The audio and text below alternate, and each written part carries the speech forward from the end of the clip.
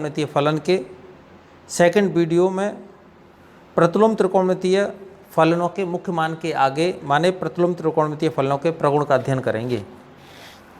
प्रतिलोम त्रिकोणमितीय फलन के लिए आपको सबसे पहले एक बात ध्यान रखनी है कि प्रतिलोम त्रिकोणमितीय फलनों के प्रगुण इसके संगत प्रतिलोम त्रिकोणमितीय फलनों की मुख्य मान शाखाओं के लिए भी वैध नहीं हो सकते। मुख्य मान शाखा की बात करें तो हमने आपको लास्ट टर्म पे बताया था, जो फर्स्ट वीडियो था उसमें, कि साइन का जो मुख्य मान था वो माइनस, मुख्य मान जो ब्रांच थी वो -π/2 से +π/2 थी।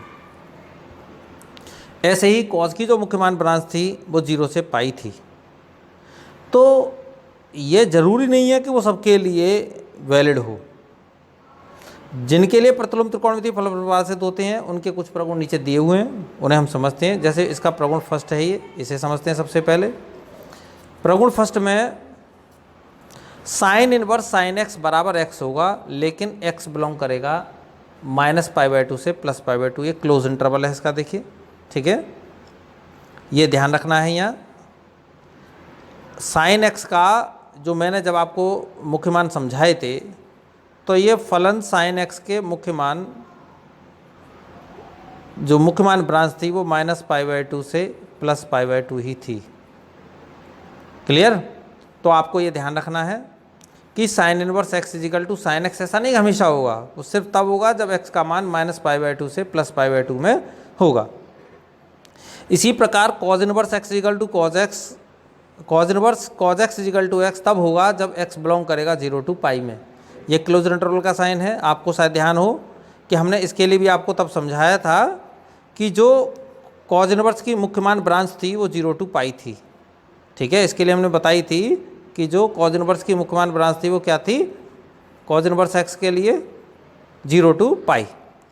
तो इसीलिए ये ध्यान रखना है आपको कि यहाँ cos inverse cos x equal to x सिर्फ और सिर्फ तब होगा जब एक्स की वैल्यू 0 से π के बीच में होगी। इसी तरीके से tan inverse x, tan inverse tan x equal to x तब होगा जब एक्स बिलोंग करेगा ओपन इंटरवल -π/2 से +π/2। अब हम इन्हीं के आगे इनका प्रूफ पढ़ते हैं। देखिए, सबसे पहले वाले फर्स्ट फॉर्मूले का प्रूफ पढ़ते हैं, sine inverse sine x equal to x को। ये सेम बाकी के ऐसे ही हैं, इसी प्रकार हैं ये सब। देखिए आपके समझ में आ रहे होंगे। Cot inverse cot x equal to x जब एक्स 0 π में बिलोंग करेगा। Cos inverse x equal to cos inverse cosec inverse cosec x equal to x जब एक्स इस इंटरवल में बिलोंग करेगा। Sec inverse sec x equal to x तब होगा जब ये इस इंटरवल में बिलोंग करेगा। अब आपको इसके फर्स्ट प्रूफ दिखाते हैं कि जिसमें सर्वप्रथम आपको क्या करना है कि sine x equal to y suppose किया है। क्या किया है? सबसे पहले sine x equal to y suppose किया है। अब इसके बाद यहाँ आपको ये पहले से ही पता है कि जो मुख्य मान ब्रांच क्या है इसकी, मुख्य मान ब्रांच है इसकी x बिलोंग्स टू -π/2 से +π/2।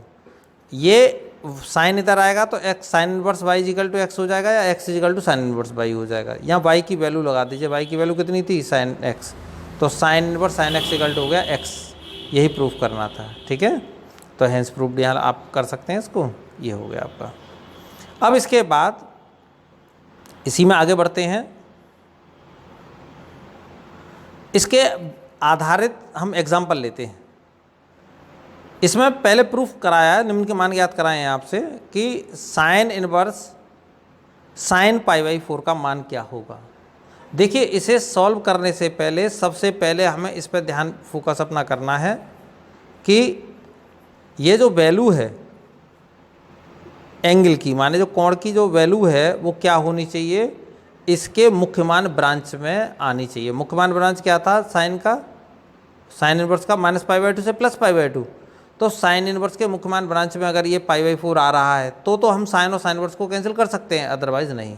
ये इसमें आता है, इसीलिए साइन इनवर्स और साइन दोनों हट जाएंगे और आंसर आ जाएगा π/4। अब दूसरे मान को देखिए, कॉज इनवर्स cos 2π/3। अब फिर हम दोबारा से इसी बात पे फोकस करेंगे कि क्या 2π/3 कॉज की जो रेंज है, कॉज की रेंज क्या है, कॉज इनवर्स की रेंज थी 0 to पाई, तो क्या 2π/3 0 to पाई में आ रहा है?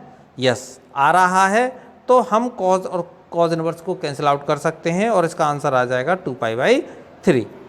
इसी पर आधारित हम नेक्स्ट और एग्जाम्पल है उन्हें करते हैं। देखिए tan inverse tan 5π/6 plus cos inverse cos 13π/6। इसकी वैल्यू याद करनी है। देखिए एग्जाम्पलर है एनसीईआरटी का, हम इसकी बात करेंगे तो सबसे पहले ये देखेंगे कि tan इनवर्स tan को तब रिमूव किया जा सकता है जब ये जो एंगल की वैल्यू, कोण की वैल्यू है वो tan इनवर्स की रेंज में हो, माने tan इनवर्स के मुख्यमान ब्रांच में हो।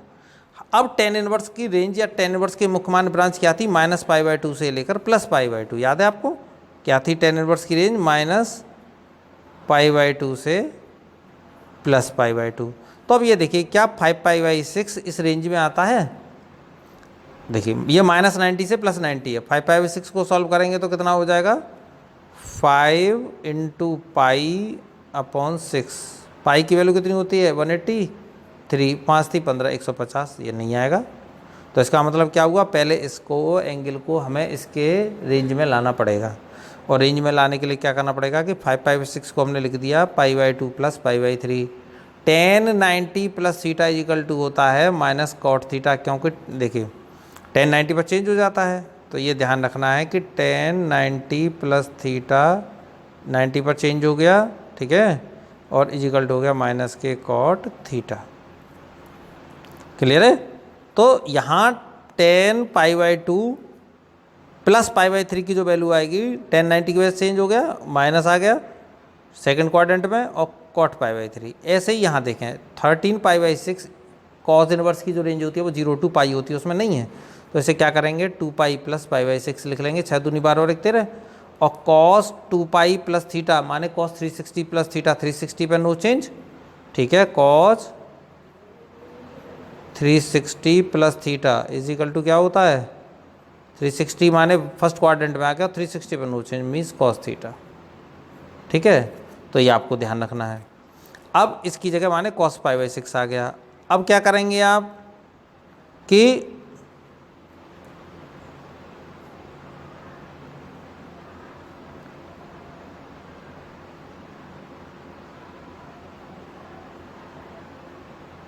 देखिए इनकी वैल्यू लगाएंगे। इनकी वैल्यू कितनी होती है? tan इनवर्स कैंसिल नहीं होंगे। अभी क्या करेंगे? इनको सॉल्व करने के लिए आप कॉट को चेंज करना है, तो cot - थीटा इक्वल टू होता है -cot थीटा, ठीक है। लेकिन हमें इसकी जगह क्या लाना है? tan, तभी तो tan इनवर्स से कैंसिल होगा।